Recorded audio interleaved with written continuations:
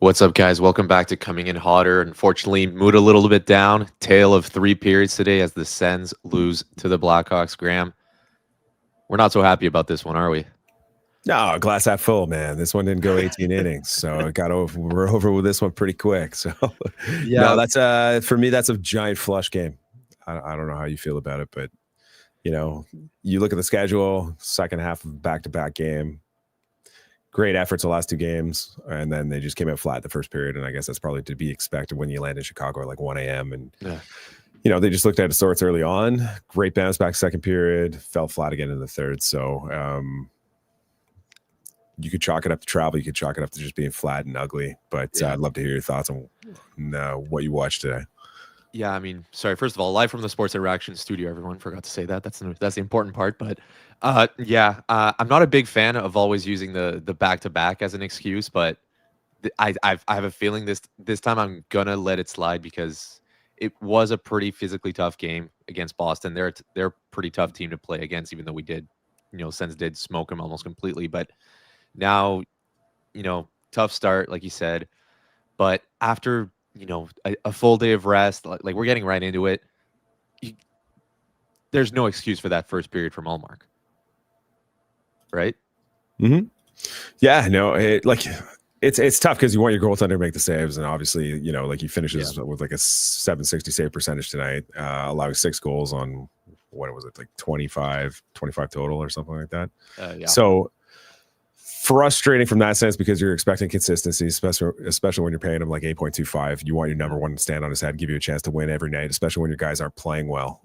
So that is frustrating, especially when he was given the night off last night just to rest, recuperate, come in, hopefully steal one tonight. That was a strategy. It obviously didn't work, but hard to blame him on a couple of the goals. Like he got hung out to dry. Just again, like glaring turnovers. Yeah. I thought like Chicago did a really nice job getting zone times, sustaining pressure on the first couple of goals, and then there were just key defensive breakdowns. Like, God, I forget the one, but like Zetterlund was caught puck watching in the middle of the ice, leaves the left forward, the left winger alone, and he just buries one off the pad of Ullmark, and it's just that kind of stuff can't happen. And Ollie Lixell, like same kind of thing happened. I believe it was like the third goal. It's just he's just caught in the middle of the ice out of position. Claude Giroux's looking at him like, "Why are you still here? That's your guy." Pinto one was the guy, the center who pushed out to the left side where Lixell should have been, and they just had guys out of position. They were just caught puck watching. They just weren't astute and paying attention to what was going on the ice and anticipating. It was just very reactionary as opposed to preemptively knowing where to be on the ice, and it wasn't instinctual. And it was ugly. It was messy and ugly.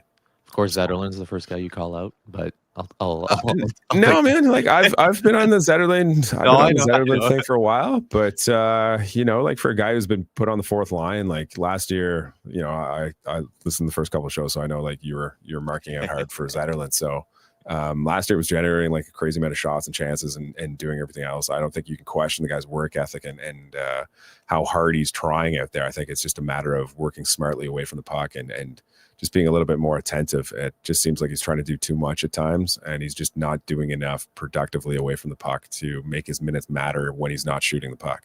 And this year, the shot volume and the expected goal volume just isn't there this season. And when that's not there, he's not going to spend a lot of time in the top lines. Until that play away from the puck improves, he's just going to find himself there because the guys playing ahead of him are just doing a better job right now. And that's no slight to him. He can turn it around, and he probably will at some point. But it's a tough start to him for his season. And then I felt even worse when he gets hit by like a Thomas Chabot shot in the foot and then goes down. You're like, oh man, this is just not his season at all. I mean, I don't want to call it bad luck, but that's pretty much how it felt. It just felt like everything that could have went wrong did go wrong, especially in that first period. But that's now 9 games. Remember, we're 11 games in, 9 games where the Sens let in the first goal. That's unacceptable in my book. At least it wasn't on the first shot. It was, I think, the third shot on Ullmark. But letting in 3 goals and 8 shots with 0 high danger chances in the first period. Again, not completely on him, but especially after that, like, I don't know how you felt about it, giving him the full day off instead of just, having him sitting down in that backup spot. It felt a little bit weird. But yeah, in general, Sens, they couldn't do what they did only one time in their history, coming back from a 4-goal deficit. Didn't work out. For me, like the key kind of moment in that game was just letting in that first goal because again, you can't, especially with 2 games in a row, you can't just get scored on that early in my books, just because you you can't just expect that big of a I'm gonna say momentum comeback. I don't know if that's a good term to use, but in back-to-back games where, on that dot goal that the Sens the Sens last game, they bounced back so quickly from that early goal from Geekie. You can't expect them to bounce back twice, can you? Like they've had a lot of resiliency over the past, like this group's been together for a while. I think like resiliency's been kind of like one of the key characteristics that they've kind of exuded over the past like season and 11 games now. I think like there is a kind of an expectation that they can crawl themselves back into games. I think we saw it in the second period where they don't get off to a hot start. They're not playing particularly well. And like one of the stats I was looking at that was just mind boggling to me is like I feel like it was like the first 25 minutes of the game. It's like Jake Sanderson, when he's on the ice, the Senators haven't even recorded a shot. Mm-hmm. Yeah, you tweeted that, yeah. Like they were 0 for 9 they had 0 shots to Chicago's 9. And it's just like the one shot that he finally takes goes off the back of the end boards, goes back on net, goes into the net, and you're like, okay. And then they kind of took over when Sanderson was on the ice in the second period, and then it just the air got let out of them in the third period, and it's just they ran out of gas. They looked like a tired team, and I think once Bedard got his goals in the third period, it was just like, okay, that's it. Yeah, Bedard with a game on fire. Surprisingly, that's his first hat trick in his career. I figured 3 years in he would have already had at least a couple, but no, he went amazing. I did not expect that type of game out of the Blackhawks. Honestly, like it's one of those teams that we got so used to them being bad that seeing them being good is a surprising thing. I saw on Twitter literally like apart from when that goal got when that Stutzle goal got reviewed and it stayed on the board. Literally apart from that one moment, everyone on Blackhawks Twitter was like, "Oh my God, the Blackhawks are so back." And I remember that feeling, watch for the Sens, when we were like, "Hey, this team's legit. This team might make the playoffs," and then it took us 2 years to make the playoffs. But still, I remember that feeling. So kudos to the Hawks fans for getting that. I will say though, every time Buffalo plays Ottawa, they experience the same feeling, and then it's still just they crash back to earth. So, well, kind of a weird theme, right? Like I don't know what it is with Buffalo and Chicago. They just something magical, I guess. I think part of it's speed. I think at times like Ottawa can look really vulnerable against speed, and like you see it with guys like Bedard and like Frank Nazar, like just incredible speed, and they create problems. And it's just it's a young team that is developing and trying to rebuild and put the pieces together. And sometimes they just don't know better. They find a way, and it just wasn't Ottawa's game tonight, and it's just a flush game. But I think the frustrating part for me is like Allmark was looking particularly good in the last 2 games. Looked like he kind of turned things around and have figured it out a little bit, and then there's a bit of a relapse tonight. But like I don't hang the game on him. I just think there's a lot of defensive breakdowns, which they kind of like got out of their game over the past 3. They won 3 in a row, and they were playing well defensively. And you look at their underlying numbers throughout the course of the season, they're like top 10 in expected goals, a lot of shot suppression, of rate stats, and they're playing really well 5-on-5. But again, they're prone to these brain farts, and like they're just not, when those brain farts do happen, they're just not getting the saves to bail them out. And like, in a game like this where you're tired, you're playing the second half of back to back. If you're not getting those saves, you're going to have a hard time winning. Yeah. I'm always okay with giving a goalie, like, they can have a bad period. They can have a bad game. But he did bounce back in that second. And I mean, he looked like a totally different goalie. He made that amazing save on that 2-on-0 rush from, I think it was Nazar and Yep. Nazar and Foligno, right? And I mean, weird play by Nazar to just pass that over, but that's the type of save that comeback was kind of already on. But watching it, I was like, okay, this is I don't know what Greener said in the room, but whatever he did say, it worked, and I tweeted about it. Like, I would pay a gazillion dollars to find out what he said, because I bet it involved a lot of screaming. But I don't know, just You said it. It's a mark of character, right? Like, especially that they're able to do that without Kachuk, without their captain, without as like it's a mark of character that this team has resilience. And if I have to look for a positive, like I guess I'm the pessimistic one today. I'm used to being the optimist, especially when Wally's here. But if there is a bright side to this game, it's exactly that the Sens are able to bounce back from that bad of a period. Yeah, and like there's always going to be losses, right? There's so much parity in hockey.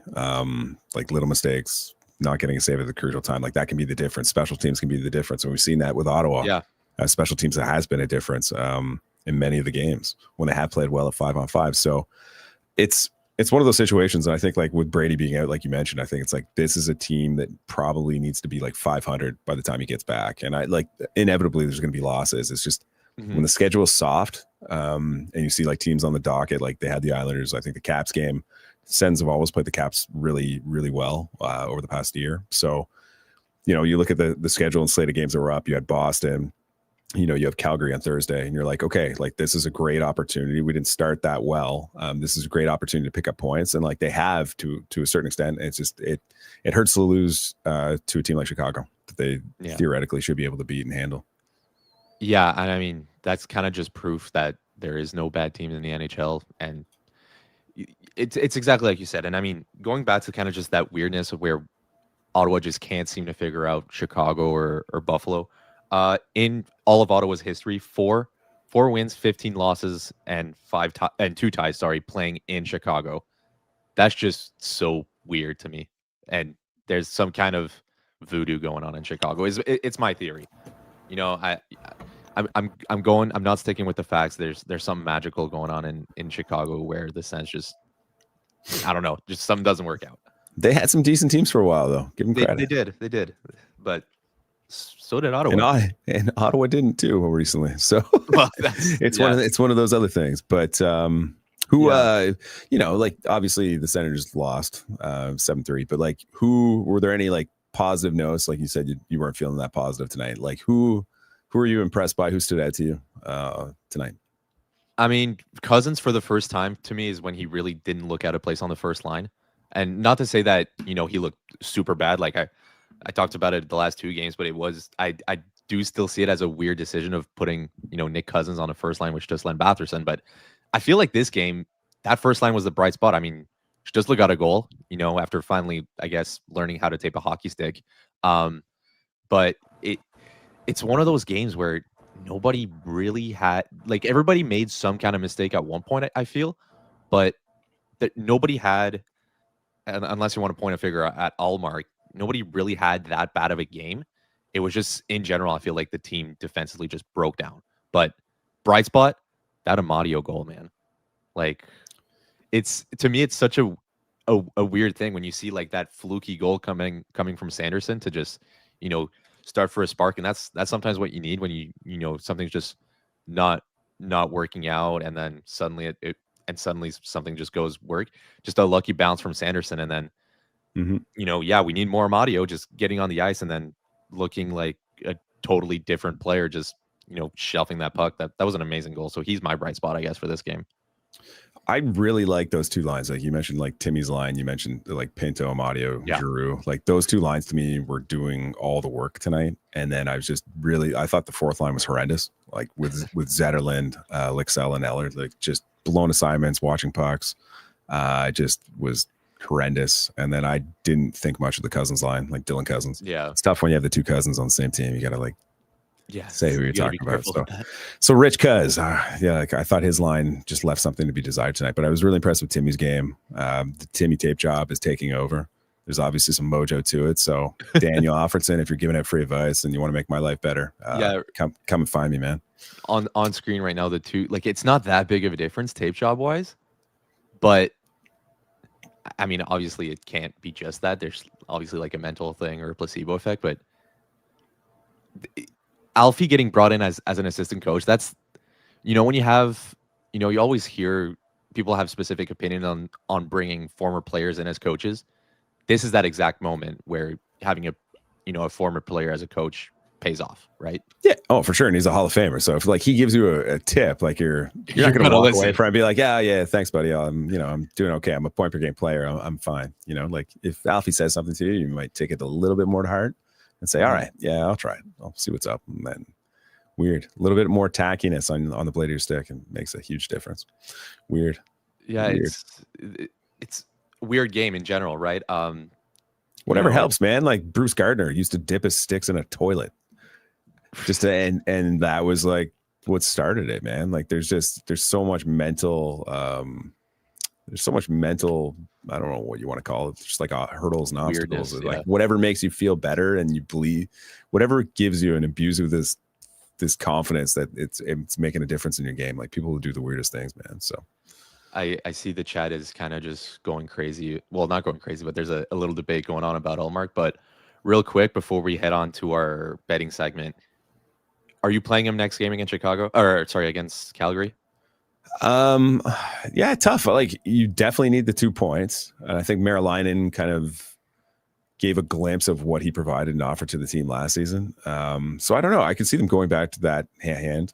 But at the same time, I think it is Ullmark's net. You want to afford him every opportunity to get back into a groove, and he should be rested and able. So I could see that happening as well. So yeah, if I'm Travis Green, I'm giving that net to Ullmark. I mean, this is the kind of game where you want him to forget about. Wow, that's a little crazy, Jesse. But I like Ullmark's. No, Ullmark doesn't suck. Ullmark, he won a Vezina. He's not washed. He had a bad game. That's what we're going with. But yeah, Calgary, two wins, 8 losses. They're the worst team in the league right now. Not to say that there's an easy win because there's no such thing, but give Ullmark the net because it's his net. He needs a chance to prove himself. But yeah, if we're gonna move on to the sports interaction segment. So I'm pulling up the ad read right now because I am never ready. This segment is brought to you by Sports Interaction, Sportsbook and Casino. Every game is your game when you bet with Sports Interaction. Bet the action on every period, every shift, every shot with Canada's homegrown sportsbook, Sports Interaction. Ontario only, 18 plus. Please play responsibly. Wally had some interesting bets going on in the first period. He was talking about his big old parlay. You had a pretty, to me, they were all like reasonable bets, right? Yeah, I think you agreed with me like on the actual pod, but obviously didn't work out for him. But he had like a 6-leg parlay. It was like, yeah, it's like they're all reasonable, but for them all to hit at the same time is like, well, it can't happen, right? Yeah, that's what makes it difficult. But I don't even know how many legs of that parlay he actually hit on. He hit on at least 2 of them. I'm not sure about. Did Jake Sanders? Yes, so he hit on three out of 5. So, Shane Pinto with 2+ shots was probably the one where I felt the most confidence in when he listed them out. Didn't work out. Tim Stützle, only 1 shot in the game, and that was his amazing shot goal. And obviously he scored. Jake Sanderson got a point, and then over 2.5 goals scored by Ottawa, which is when I was surprised because, I mean, yeah, they're on a hot streak of scoring, but when I'm looking at those kind of bets, I'm always saying, hey, like, we're going to, when I see a team scoring like a lot of goals in a lot of games in a row, I'm like, well, that scoring is going to take a break eventually, right? And I don't know what your mentality is like, but no, eventually it should normalize, right? Like after like 2 7-goal games, you're like, okay, it's probably going to be a tighter one. It's going to be like 3-2. You're going to try and keep it close defensive effort against Chicago on the back-to-back, and then yeah, his other one was like the Ullmark saves, right? He had like 21 plus saves or 21 and a half more plus saves, and it's just that's the hard part with Ottawa right now. Like they're not giving up a ton of shots, and they're not getting a lot of saves. So if you don't get the saves, chances are you're not going to hit that. So that's a challenging one for sure. Yeah, one thing I thought that was kind of interesting too. Right after that first period, which I think everyone is going to agree with me. Like I don't think the mood of the game or like the confidence you had in the team could have been lower after that first period. Like, they got back and gave us hope in the second, but after the first, I don't know about you, I was like, no, this is hopeless. Might as well turn it off and go back to the Jays game. But they've had a couple games like that. Like, God, was the Kings game last year? There's like 4 goals.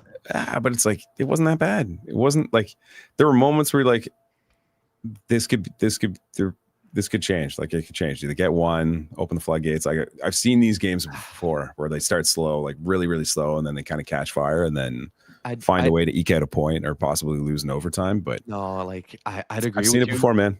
I'd agree with you if it was 2-3 goals, but not 4, man. Like it's because it only happened once in Sens history. I don't know how many times in NHL history in general, but one time in Sens history that they came back from a 4-goal deficit. It only happened one time, and that was a game where what's his name, Dodonov got 2 goals. Like to show you how much has changed. This isn't the same. So this isn't 2021. So the Sens, it was as a fluky of a win as you can. It was against the Leafs, of course, which Leafs are known to choke. But yeah. So, but going back, I had no confidence, but Sports Interaction had the Sens at odds at 280 of making the comeback, which I thought was a little was still pretty high for what they had, or pretty low. Sorry. So, if I wanted to put some cash into that direction, I thought the payout would have been a little bit smaller than I thought it should have. But hey, I wouldn't have been surprised if a lot of people with your mentality put that bet down, because if Sports Interaction has those odds, as something more likely to happen than I do. Mm-hmm. And I like to think I'm a pretty optimistic guy. I mean, I at least thought about it. After the second Bedard goal, Money Puck was giving the Blackhawks a 99.9% chance of winning that game. Jeez. So, and then all of a sudden Ottawa scores. They score again. And you're like, oh, here we go. And then it's just one of those games, man. It's you get excited to see how the team's going to respond. You're like, they have a lot of momentum. How are they going to come out in the third? And it's just flat. And then one of the weird things about the fifth goal that kind of put it away, the insurance marker, was that like Dylan Cousins took that defensive zone draw, and he's had a great season in the faceoff dot. I think he's like 56% or whatnot heading into tonight. Right. But all the other guys, like whether it's like Giroux, Stützle, Pinto, all much better in the faceoff circle and way better tonight. And those guys didn't take the draw. Like they used the Cousins line and loses the draw. Berard gets a chance. Nobody marks up, picks him up off the faceoff, and it's just in the back of the net. And then that was the game. Like that was the difference in the game. It's just like, it was one of those small weird things. I'm just like, I wonder why they use Cousins in that situation. But yeah, what do you do? It's the small stuff, small details. And staying on that resilience team too. But if I'm looking at money line for Ottawa, almost 100% for Thursday's game. It's we're going up against the worst team in the league. Yeah, we're coming off kind of the stinker, but I mean, how many times are we going to use the word resilience here in the last in the last couple of games? So everyone, Sports Interaction, keep an eye on those that Sens money line for next game. So I'm going to finish off this segment. Every game is your game when you bet with Sports Interaction. From puck drop to overtime, bet with live odds on every play with easy deposits and payouts. Go to sportsinteraction.com/cominginhot to open an account. Ontario only, 19 plus. Please play responsibly. So yeah, just kind of going over a little bit, some basic things. Ottawa 0-5 on the power play. That's a huge bummer when we talked about having the best power play in the league just a little bit earlier today. Are you kind of just surprised by that, or is that just kind of that kind of stuff happens? They look flat. Like I thought the second unit in particular tonight was horrendous. Like just like a bad turnovers, no desperation, just very careless with the puck. And then Chicago got a lot of like odd man chances off of it. Yeah. And it was a really ugly game. Like Shabbat, I like Shabbat, a good player, but I thought like tonight he had moments where I'm just like, it was tough to watch at times. Like just bad turnovers, no urgency with the puck or anything. It was just frustrating to watch. But I don't know. For me, it's just a flush game. Like it's just, I think given the circumstances and everything else, it's not a huge deal. But just like, and I hate blaming referees for anything too, but in the third period, Cody, I don't know if you feel the same way, but it's like Tyler Clevin hits Burakovsky, Bedard slashes him across like the shin pad. It's not a huge deal considering where the area that he targeted. Next shift, Bedard behind the net. holding Lars Eller's stick. Referee's looking right at him. No call. Next whistle. Bedard's still out there. Assists on the on another insurance marker, and it's just like there's a guy who probably could have been off the ice. Yeah. For two infractions in a span of like probably 35-40 seconds, and he contributes to another insurance goal. It's just like that level of refereeing just frustrates the hell out of me, especially when it's right in front of the guy. So well, it frustrated them too, right? Like, yeah, for sure. And same with like, like there's a slash on Timmy, and that could have been a 4-4 goal. You know, he gets a scoring chance out of it, and there's a slash on him, and then they miss it, and then the game gets put beyond doubt. So it's just tough. It's tough when you're not playing that well, and you're not getting some of the calls. It can be an extremely frustrating sport to play. Yeah, and then Nick Cousins making his best Brady Tkachuk impression. Well, I'm not going to say he started that scrum against Bertuzzi, but that's just pure. That's how the Sens have been the last couple of years, right? It's oh no, we're losing. We're starting to do bad. Let's rough some people up and then try to move on. But I don't mind that though, because like he suckered him into a penalty. Like he's physical. He's playing through the whistles. He hits him. It wasn't like an offensive hit or anything. It's just Bertuzzi, given the circumstances of the game, probably didn't like it. Yeah. And then he suckers him into a power, like Ottawa gets a power play out of it, gives him at least a shot to try and get at least one goal. So I don't mind that stuff. I can't fault him for any of that stuff. No, and that's what I meant. Sorry, like that's kind of what I want to see more of, instead of just getting in and roughing it up just out of frustration, saying I'm mad, so I'm just gonna go and punch the other guy. No, try to make something out of it, because that was 100% deserved for that extra 2 for giving on Bertuzzi. And that's exactly what Nick Cousins brings. So talking about earlier when I said like, hey, I'm happy to see him on that first line again. Well, for once I'm getting sold on it. That's what he can bring on top of that. And, that's something we're not going to see a lot of when he does play those fourth line minutes. But yeah, I'm happy overall with the Cousins game, but yeah, stinker of a game overall. What I like about him is he just brings different elements. So like, he's not Brady Tkachuk. He'll never be Brady Tkachuk, but he brings elements. He brings the combativeness. He brings like the board battles. Like if you watch him closely, he goes in on pucks hard, and often he comes out with them. Like he has experience playing with good players. He played on the first line in Florida with like Barkov and Tkachuk at times. He has experience doing it, and it's not because he has like a ton of skill, but he has certain traits that endear himself to his linemen and coaching staff, where like, this is a guy who is more than willing to go in, dig pucks out, get the pucks to his more talented teammates, and kind of just live off that. Like, he knows his game. He's not going to outskill you. He's not going to try and do anything fancy. He's just going to go in the trenches and try and get loose pucks and get those pucks to the skill guys. And it's a small sample size, but he's had success, right? Like, he scored back-to-back games tonight. He had moments where he looked okay. And that's the value. If you can get Nick Cousins to produce in small sample sizes when guys like Brady Tkachuk are out, like, that is going to help you win games and get you points and keep you in the mix. And I think that's where the value comes. No, couldn't agree more. It's one of those things where just being smart makes up for a lack of skill. And that's what gets you to play with those good players. And, Timmy can do whatever he wants with the puck as long as he gets it on his stick. And that's what Nick Cousins does. He gets the puck to good players.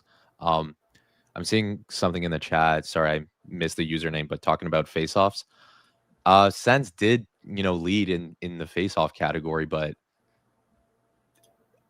I mean, I don't know. It's they won 56% tonight. Like, they won the share, but I think like faceoffs are really overvalued, I find, in hockey. Okay. Like, obviously within like certain situations, like if you can win an important offensive zone face-off, sustain pressure, get a goal, like, that's huge. And same with like, if you're on the defensive side of that and you win those draws, like, and you get the puck out and get a clean exit, like, those are the important ones. But like, Ottawa's, they're one of the best face-off teams in the league, and their record right now is 5-5-1. Mm-hmm. So it's not like a direct correlation between success, but in like certain key moments, and we saw this in the postseason last year against Toronto, like, losing face-offs in key moments can have a huge impact on the bottom line. Well, that's what led to that third Bedard goal, right? And so it's, you know what, you're selling me on it. Maybe just, I guess what I meant by that is winning a lot of faceoffs is not as important as winning the right faceoffs. Maybe what I would say is it's not a great predictor of success, but in key moments it can be very useful, and it can have huge swings on an individual game. That's the way I would phrase it. But like, no, that's just my opinion. But I mean, you can have a totally different opinion. That's okay. Sorry, I'm so used to like Wally and even like Wally had just having these takes, and he's coming after me with my weird takes. So he's like, "No, Cody, you're young man, you're wrong." Don't take that. Don't take that. When he pushes you on something, stand your ground. I just want my money, damn it. Don't take that flag. Just because you're the junior man on the show now, don't take that flag from Wally. Oh God, yeah. That's why I'm happy to have you. I'm no longer the junior guy. I was gonna say I'll be bugging you for advice on being the young guy. Looking at Thursday's game, so I'm in to put an all mark. What about Jordan Spence? He's been out of the lineup for a while. Calgary, kind of a speedier team like Chicago we saw. What's your opinion on Spence getting in there? Who would I guess here's a better question for you. Who would you take out to get him in? Like, I'm going Matt Palo. Like, he had a great game. But again, Matt Palo brings that rough and toughness to the game that, on that, I want to say that second goal from what's his face, that the defender, sorry, just pulling up the name because there's a lot of guys on Chicago that you kind of just forget their name. Crevier. Yeah. There was this battle up front with Matt Powell that I kind of just expect him to win because that's what he got brought in for, right? Mm-hmm. And Allmark ends up screening that goal ends up going in. So again, not a bad game apart from that one little mistake. It's either the option is either him or Jensen, right? There's nobody else I would take out to put Spence in, but the guy has to play. I mean, he's 24, 25, new acquisition. Yeah, he probably originally got brought in as insurance for Nick Jensen, but I again, also we're talking about playing the worst team in the league here. If we're gonna give him ice time, give it to him there. Yeah, it's tough. Like we had this conversation on Coming Hot earlier this morning, and like to me, the conversation has shifted from Matt and Palo to Jensen because I think Jensen's not the most physically imposing guy. He's probably a little bit bigger than Spence, but Spence is probably skating better than Jensen is at this point, and they both move the puck incredibly well. So to me, maybe that's the fit. But at the same time, like, do you really want Thomas Chabot and Jordan Spence playing on the same pairing? Because only one of those guys can move the puck efficiently at a time, right? Like it's just maybe it will work. Maybe you got two really incredibly gifted puck movers. Maybe that's something that will work, but defensively, will that leave you something to be desired? I don't know. Like I think that's a challenging part because like, is Jensen where he needs to be coming off surgery? I don't know. Like his skating probably isn't where it was in the beginning of last season. And some of the metrics, the publicly available metrics that you can find off NHL Edge, their data just shows he's not quite at that level. He's not terrible, but he's not at the level that he was last year when he was having lots of success. So Artem Zub had a tough game tonight too, by the way. Yeah. But I don't know. I don't know who comes out, but I could also eventually see a situation where they start dressing 7 defensemen. Yeah, that was my next one. Lixell in over McDermott, that being the only change of the lineup. I mean, there's only so much you can do, but that's what I was going to bring up too. I'm not scared of that. Plus, we're early in the season. Like, I don't mind seeing some experimentation. Like, heck, put him in with Sanderson for a couple of games, right? I don't mind since it's the season where we're least worried about making playoffs. So why not just take a few risks, see if it works out, and then if it doesn't work out, then just scratch him again or move him to another pairing. Yeah, just rotate Spence back and forth in the Sandy Shabby. See what works for the team. Like Jimmy Mitz, I'm agreeing with you on this. It's see what happens, experiment with it, and just Jordan Spence is that type of player where here in Ottawa, like we don't really know exactly what he can provide. Like we know the basics. We know he's a puck moving. We know he's a good skater, but what can he bring to this team specifically? That's a question we don't have the answer to. And the best way to answer that is give him some ice time, let him play him with different guys, experiment with it. And if it doesn't work, it doesn't work. You got 2 other pairings. We have a really deep team in Ottawa. So let it happen. And I think that's a frustrating part for him is like before that glaring mistake against like Andersley and the Islanders, it's like he was playing good hockey and he knows he was playing good hockey. And then that brain fart happens and you talk to him in the aftermath of that mistake and he owned it and he wore it and he was wearing it really hard. and you could tell it was bothering him. But at the same time, like he maturely handled it really well, and he's taking accountability, and he's accepting where he's at right now, and he knows he has to work his tail off to get back in the lineup. But it's just when the team's winning, like they've won 3 in a row. Obviously, they dropped tonight. Maybe that affords him the opportunity to get back in the lineup. And Matt Palo was okay, but he didn't have a particularly strong game. So maybe that's the easiest thing to do. Yeah, I mean, smart players know when they've made a mistake, and Jordan Spence is exactly that. Looking at Thursday's game again, 2-8-1 for Calgary. They just lost today against Toronto. Nazem Kadri, their leading scorer, 2 goals, 6 assists for 8 points. Do you have a prediction for this game? Ooh. See, I like Dustin Wolf. a lot. He's really good. So he has the potential to steal one, but at the same time, he hasn't been sorry, he hasn't been as strong as he was last year. So, but again, the team's not playing particularly well in front of him either. So, I'll say it's at home. It's Ottawa. I'll say like 4-1 Ottawa. I don't hate that. Yeah, I'm gonna go 4-2. It's, it's. I'm not calling it a must-win game for Ottawa, but it's one of those games just mentally, like you need to bounce back from tonight, and that's again, the timing couldn't be better. I feel like I'm repeating myself a lot saying that they're the worst team in the league when I said also like that's not something we should look at too much because there is no easy matchup, but they're a team on the road, they're a team on a losing streak. I feel like all of those factors combined should lead to an Ottawa win. Like there's no real excuses, especially after getting a day off tomorrow. So yeah, I'm really liking, time to move on from tonight. That's all I got to say, right? And if it's Linus and Ned, he's got to bounce back, right? Exactly. Memory of a goldfish. Ooh, I like that. That's his. That's not mine. That's his. Thank you for watching, everyone.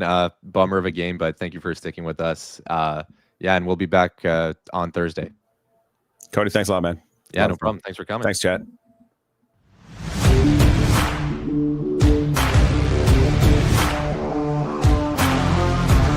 Thanks for tuning in to Coming In Hot. If you enjoyed the show, hit that like button and be sure to subscribe to never miss an episode.